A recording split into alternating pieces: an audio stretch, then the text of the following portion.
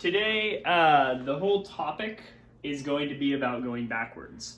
So what we've been doing so far is we've been studying continuous functions and we've been taking derivatives of these continuous functions. And a huge theme in math is when you can do something, well, can you do the reverse of that thing? And so that brings us to this idea of, well, if we can take derivatives, can you go to antiderivatives? Can you go backwards in this process? And it turns out that this is a lot harder than taking derivatives. And actually, if you start working with this, and if you take Calc 2, which I encourage, it's a wonderful, wonderful class, you'll start coming up against problems that are very, very difficult to solve and don't have nice answers to them. Problems that you can come up with yourself that don't have very nice answers. And that can be a little frustrating, because one thing I'll tell you is that the process of antiderivatives and all of the theory developed about it, none of it is algorithmic. Well, there are certain things that you can kind of build, but a lot of it is kind of like working out and seeing what works. And we're going to see kind of how we build our intuition and our knowledge about what antiderivatives are is going to be that way. It's going to feel very ad hoc at first and very much like, oh, well, we only kind of know that because, you know, we did this calculation or you saw this trick or something like that. And antiderivatives are going to feel that way and working with them. But we're going to see in chapter 5 that antiderivatives are super, super important, that they actually answer another basic question in the same way that derivatives did, and that they're connected to derivatives too. Okay, so the key ideas with antiderivatives are what the hell an antiderivative is, uniqueness of antiderivatives, families of antiderivatives, and tables of basic antiderivatives. So we'll go through some of these things today. Okay, so what is an antiderivative?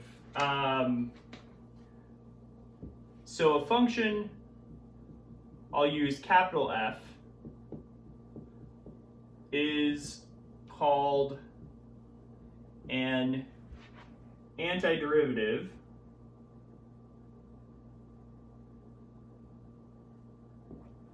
of another function, f of x, if you take the derivative of capital F and you get little f. So an antiderivative is, again, just going backwards through the derivation process. But we don't exactly have a process for how to do that, but we can make the definition. We can say that an antiderivative of this function is just going to be something where when you take its derivative, you get that function. Perfectly sensible. Okay, well, let's say we have an antiderivative for this function, and let's take another function, g of x equals big f of x plus maybe some constant value. So this is a constant. Well, let's take the derivative of g.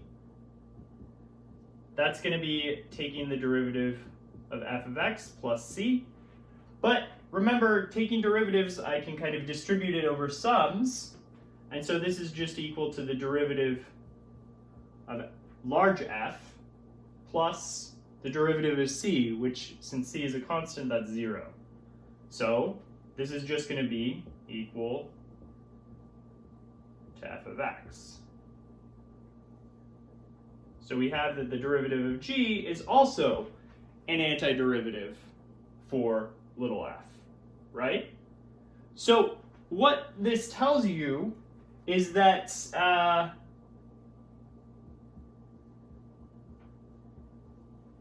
if we know that large f is an antiderivative for little f, then any large f plus c is also an antiderivative.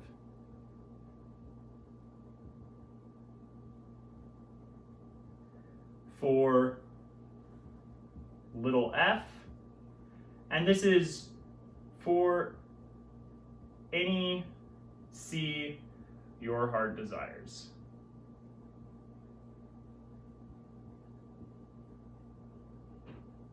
So any constant, that works. So let's look at an example. So let's say we want to know, well, we have this big function here, f of x equals 1/2 x squared. And if we take the derivative of that, what are you going to get? Well, it's just the power rule. You're going to get x to the 1 times 2 times 1/2, and that's just going to be x. So what we're saying is, if x is the function little f, then this big function, 1/2 x squared, is an antiderivative for x. And what that means is, well, 1/2 x squared, 1/2 x squared plus 1, 1/2 x squared minus 1, 1/2 x squared plus the square root of 2, and you could keep going with this. These are all antiderivatives for x. So these are all antiderivatives. In particular, we have that 1/2 x squared plus c is an antiderivative for x, where c is just a constant. Now, how we kind of visualize this thing here, we want to kind of play around with it a little bit. So we know 1/2 x squared, it's going to be a parabola. And if the c was just 0 and we were working with that one, it would look like that. So this is, so y equals 1/2 x squared. And if we were to talk about this one here and kind of shift it down by 1, we would get something that looks like this. So this green one is 1/2 x squared minus 1. You've kind of shifted it down. And maybe we're talking about this one, so this will be the red one. You could go up like that. That's going to be y equals 1/2 x squared plus 1. And then you can see that, you know, if I add any constant, I might get something else. It's just going to raise it up or maybe kind of bring it back down. But it's just this middle one kind of shifted all the way up and down all throughout the plane. And so what we like to think of this as is we call this a family of functions.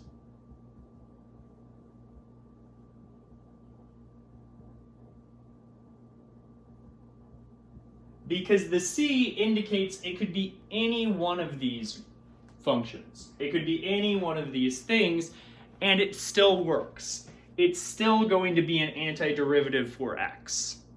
And so, again, conceptually, when you see something like this, you should think that this is a very general function in that C hasn't been decided yet, but we treat it like a constant. We treat it like it hasn't been decided, like someone hasn't specified it yet. But in doing so, if you were to specify that C, it would be one of these functions here. Okay, so another way you can think about this, before we kind of move on to our first computational example, another way you can think about finding an antiderivative is if f prime of x equals f of x, Well, then we know big F is an antiderivative of little f, but we can also rephrase this. We can say that, in other words,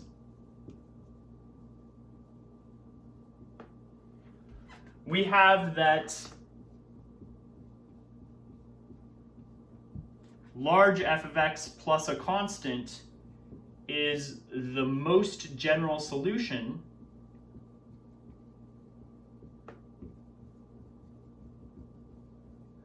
for the differential equation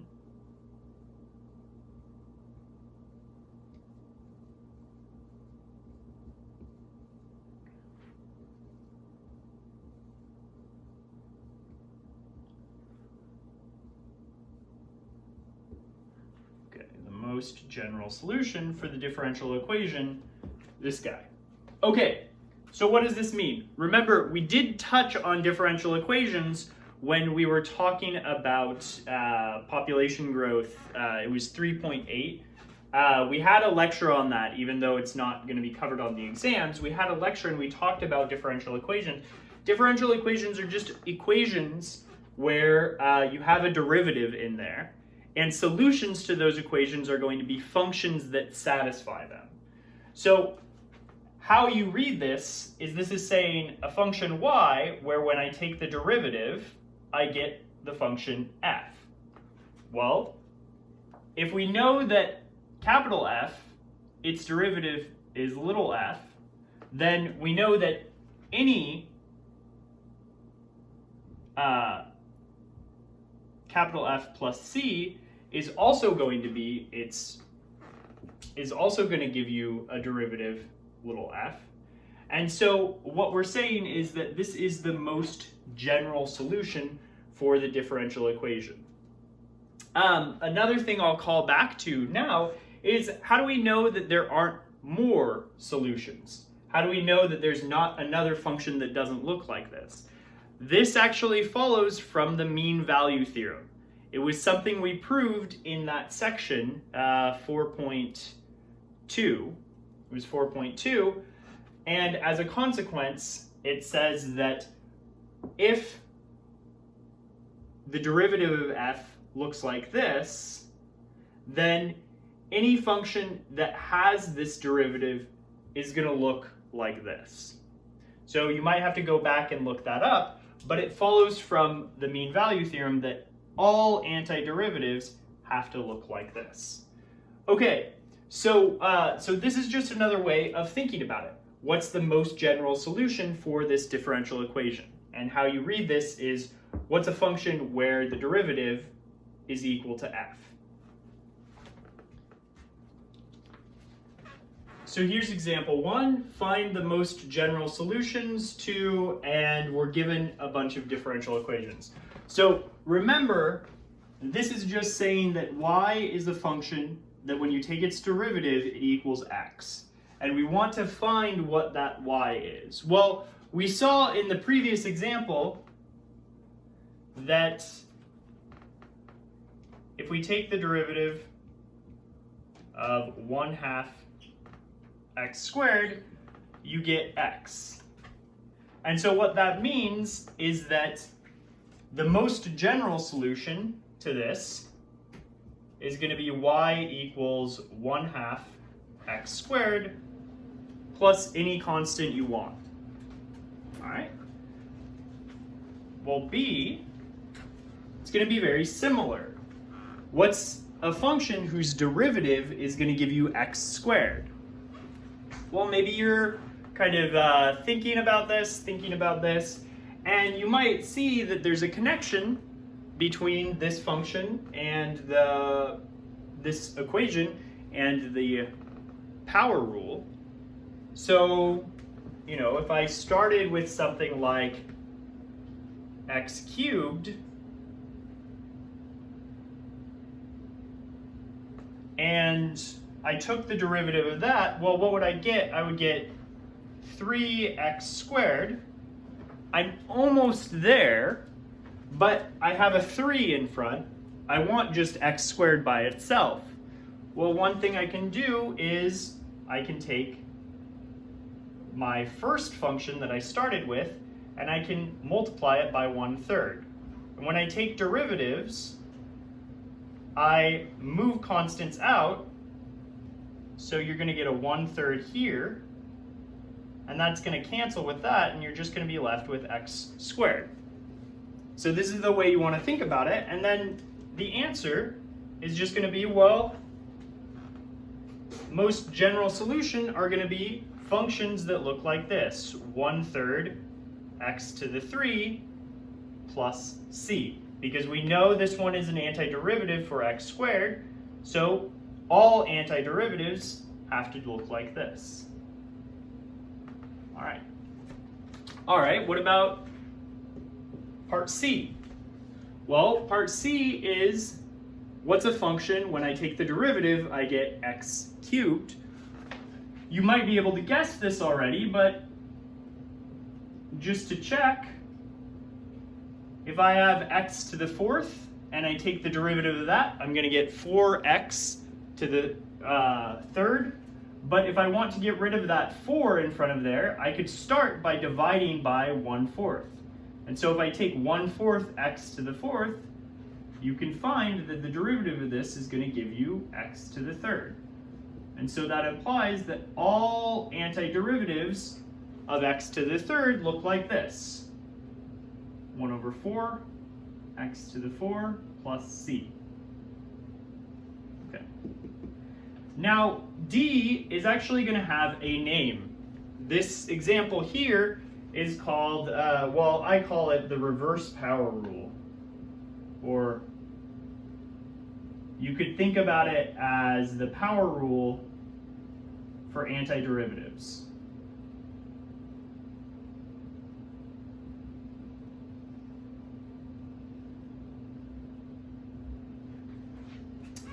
And how it works out is, well, if I want to land with the function x to the n, what do I have to start with? Notice that if I wanted to land on x to the 1, I had to start with x to the 2 times 1/2, x to the 3 times 1/3, to get x to the 2, and to get x to the 3, I got x to the 4 times 1/4. So what I have to do is I have to increase that power by 1, and I have to multiply by 1/n plus 1. So whatever that power is, I have to multiply that. This works except for one case. What's the only time 1/n plus 1 is undefined? Well, it's going to be when n is equal to -1. So as long as n is not equal to -1, we're going to have this. But what if n is equal to -1? Remember, that's 1/x. We might have to think for a second, but what's a function whose derivative is 1/x? Well, that's going to be absolute value of natural log. We know that if we take the derivative natural log of absolute value of x. We know that if we take the natural log of absolute value of x, you get 1/x, which is equal to x to the -1. So this is the case where n is equal to -1. And so you can kind of couple this together into two different possibilities. If n is not equal to -1, an antiderivative for this is going to be x to the n plus 1 over n plus 1. And that's for any power of n. And then if n is equal to -1, well, an antiderivative is going to be natural log of absolute value of x. And in both of these cases, if we want the most general solution, we have to add some plus c to that. Next example. So example 2, we want to find all antiderivatives of this function. F of x equals 3x cubed minus 4x squared plus 7x to the 1/2 plus 2. And so one thing to notice is if I just look at these functions here,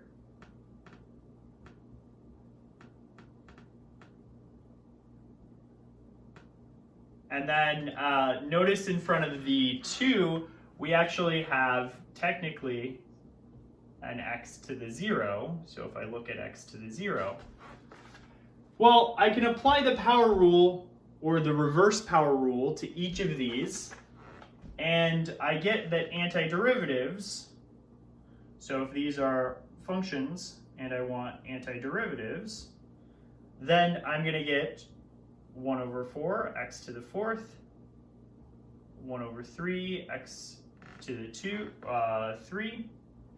And for 1/2, remember, you have to add 1, and then you have to divide by 1/2 plus 1. And for 0, it's the same thing. You add 1, and then you divide by 1. So it's going to be x to the 1. And maybe I want to simplify this one. This simplifies to, you're going to have x to the 3/2, and then out in front, you're going to have 2/3. And you can see that if I take the derivative of this, I get back to x to the 1/2. Okay, so what does all this mean? Well, if I look at the function f, big F of x, and I just write it as 3, and then inside I put an antiderivative of x to the 3rd, so 1 over 4, x to the 4th, minus 4, and then I have 1 over 3, x to the 3rd, and plus 7, and then inside I'm going to have 2/3, x to the 3/2, and then plus 2, x to the 1, or just x. And if I take the derivative of large F, well, remember, derivatives, they distribute over sums and differences, and you can pull constants through them. So what I'm going to do here, I'm going to eventually write functions.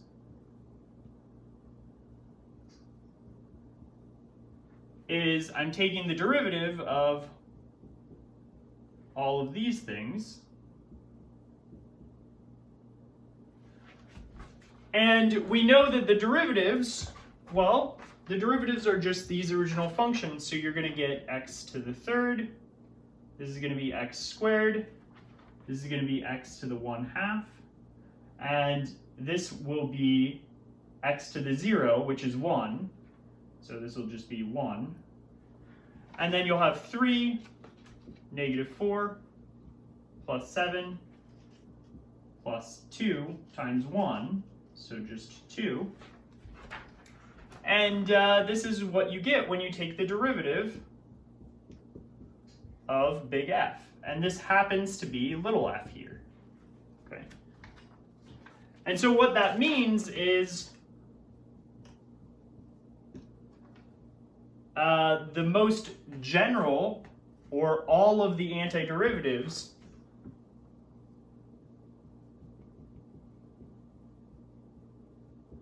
of this function look like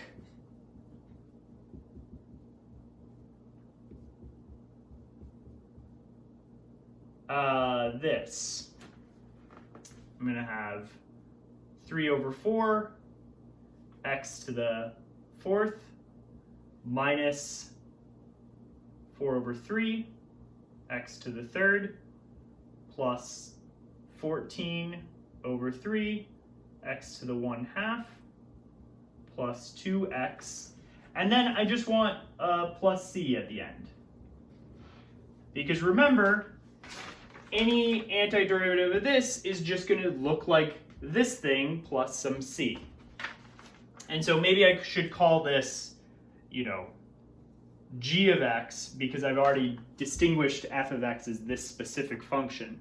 And this way I can kind of rename g of x this. And I can think of g of x as this function f of x plus c. But anyway, so that's all of them. Before moving past this example, though, I want to indicate one thing we used here. Remember, taking derivatives, you can distribute it over sums, and you can pull out constants. So for antiderivatives, you also have a sum and constant rule. So sum and constant rule for antiderivatives.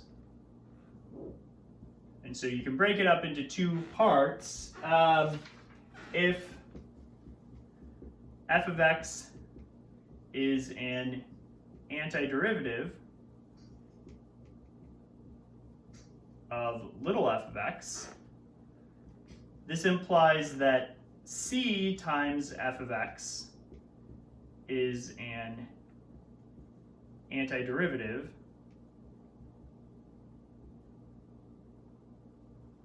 of c times little f of x. And then b, if you have two antiderivatives,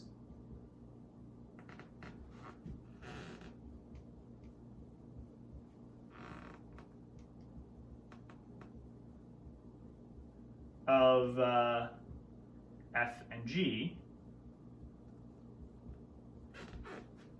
then the sum of these two functions is an antiderivative of the sum of the smaller ones. Okay, so these two kind of basic rules really help us break up more complicated things. So in this example, again, when we had our function and we wanted to look for antiderivatives, how we would approach it, and even if this wasn't how it was presented, how we would approach it is we would break it up into sums. I would find the antiderivative of each of those sums, and then I would just add them up. So an antiderivative of this is this thing. An antiderivative of this is this thing. An antiderivative of this is this thing. Antiderivative of this is this thing. And then I add them up, and then I add a c at the end. That's how you normally do it. And similarly, we were able to kind of discard the constant and just think of an antiderivative of this and then multiply it by our constant eventually. So, so that's how we got to 3 over 4 x to the fourth as an antiderivative of 3 times x cubed.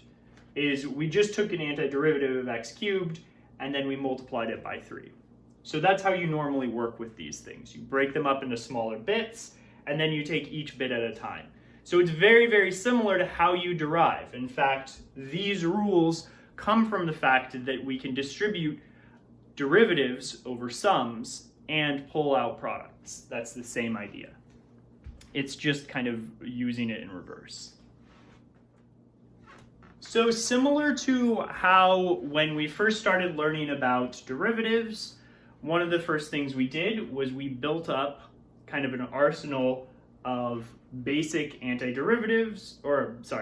derivatives, and then we used our rules, our algebra, to kind of help us solve for more derivatives and things like that. So we essentially built up our arsenal of basic tools, and then we had a bunch of combination tools and kind of glue to put everything together, in the chain rule and the product rule and all those things, and sum rule and constant rule. And we were able to find derivatives of many, many functions. So one of the first steps to talking about antiderivatives and learning how to become proficient at antideriving is to get basic tables of antiderivatives. So tables of basic antiderivatives. And we've already kind of started this. So here we have our function and we have antiderivatives, and we're going to list a couple. And the first one was it was kind of that reverse power rule. We went through all the cases where we had x to the n. As long as n is not equal to -1, then an antiderivative for that is just going to be x to the n plus 1 divided by n plus 1. That looked kind of like a c. Okay, and in the special case where it was -1, where n is -1, you have 1 over x, and we know an antiderivative for that. That's natural log of absolute value x. And I've left off the plus c in all of these cases, but you want to think, what's the most general antiderivative? Just take 1 and add plus c, add a constant.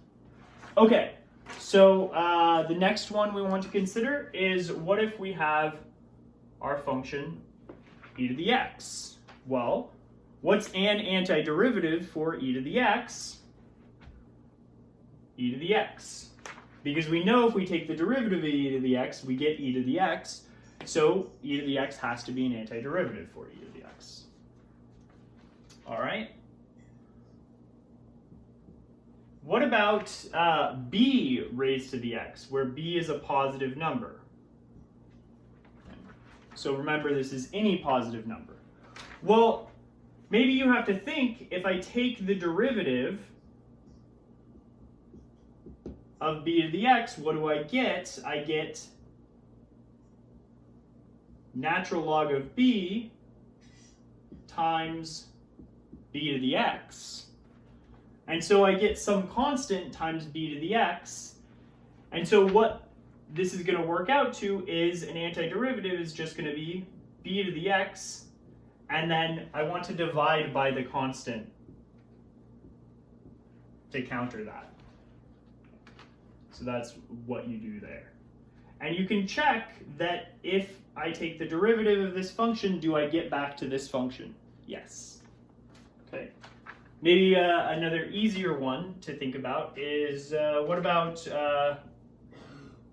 cosine of x?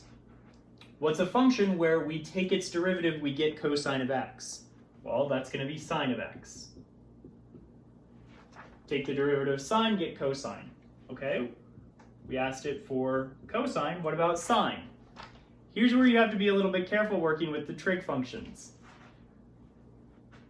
If I was to guess cosine of x as an antiderivative for sine, well, that's not going to give me sine. What's a derivative for cosine? Negative sine. So if I want sine in the end, and I know that if I take the derivative of cosine, I get negative sine, I need to start with negative cosine. So if I have sine and I want to know antiderivative or antiderivatives, it's going to be negative cosine plus c. Okay? It gets a little hard picking out your favorite function and asking what antiderivatives for that are. This is where the next course is going to come into play. You're going to learn all about how to find antiderivatives, and we're going to start that process in the next chapter. But it's kind of a big thing. However, there are functions that we can kind of go backwards with, and we can say, well,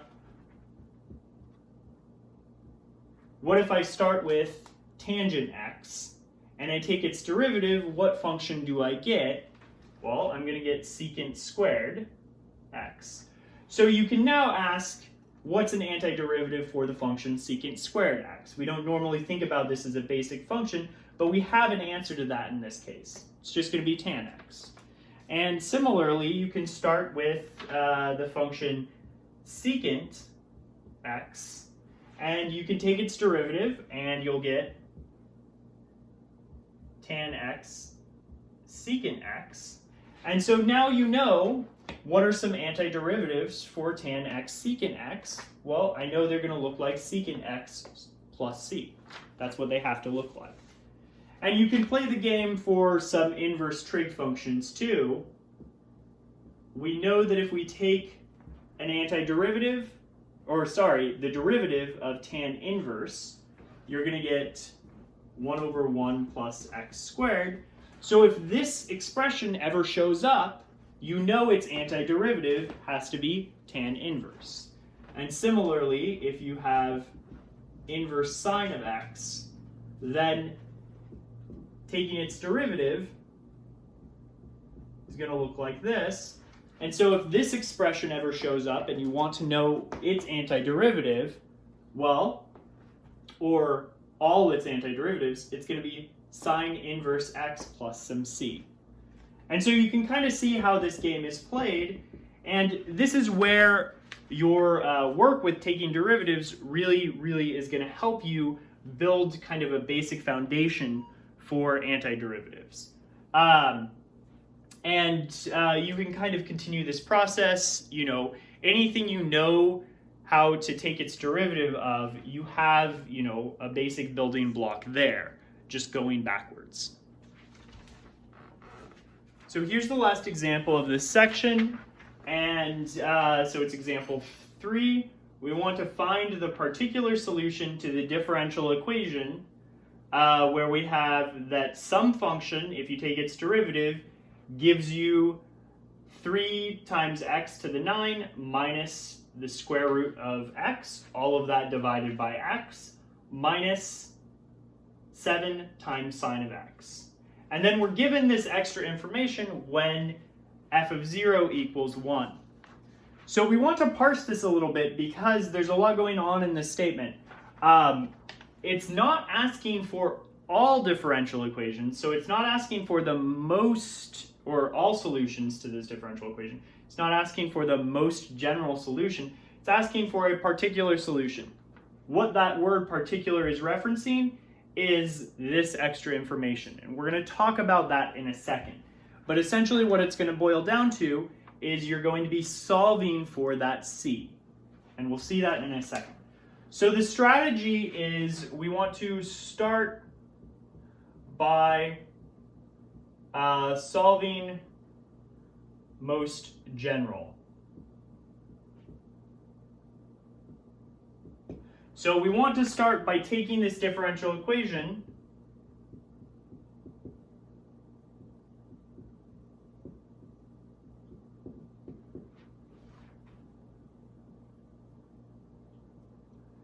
and we want to solve and find all of the solutions to it, because we can do that. So what is it asking us to find, i.e.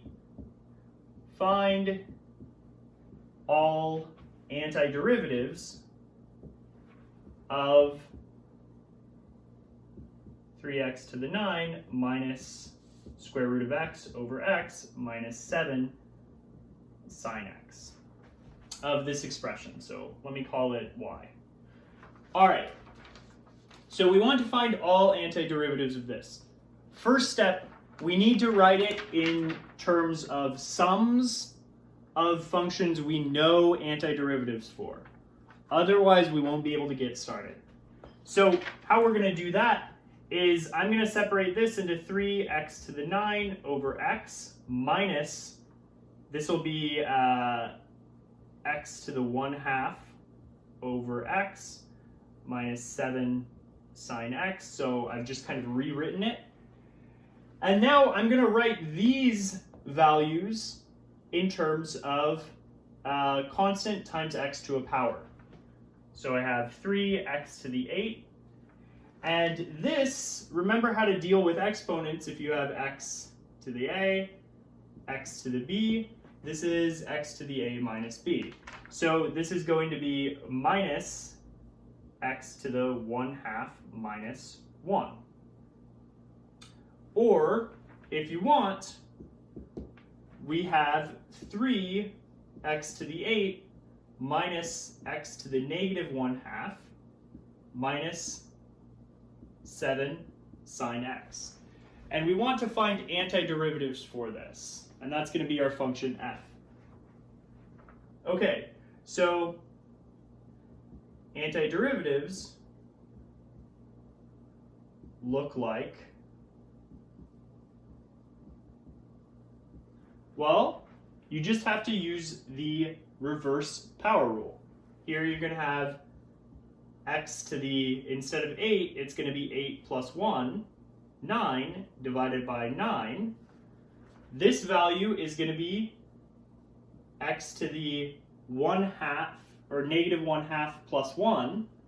So that's going to give you 1/2, and I have to divide by negative 1/2 plus 1, which is the same as dividing by 1/2. So you're always dividing by the power that you have. And then this is going to be, well, what's an antiderivative for sine? Negative cosine of x. And then in front of all of these, I have 3 negative and a negative 7. Okay? And this is going to be my function f, because remember, the derivative of f looks like this. So f of x has to look like this, plus some constant value. So now I'm going to clean it up. I'm going to get f of x has to look like this. Well, what's 3 divided by 9? That's going to be 1/3. So you're going to get 1/3 x to the 9 minus, how does this simplify? If you divide by 1/2, it's the same thing as multiplying by 2. And then this is going to be negative 7 times negative cosine plus 7 cosine x plus some constant value c. Okay, so this is what we've done. We've solved for the most general solution to this differential equation. Now, this is where we answer the particular question and where our extra piece of information comes from. Well, if we know that f has to look like this, and we're also told that when you plug in 0, you get out the number 1, well, I can plug in 0 and get 0 minus 0 plus 7 times cosine of 0 is 1, so times 1 plus c, which tells me that 1 has to be equal to 7 plus c.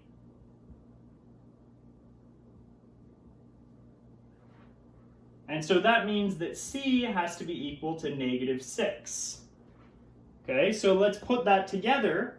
I have c is equal to negative 6, and f of x looks like this. So the most general solution is going to be 1/3 x to the 9 minus 2 x to the 1/2 plus 7 cosine of x minus 6. It's this particular function.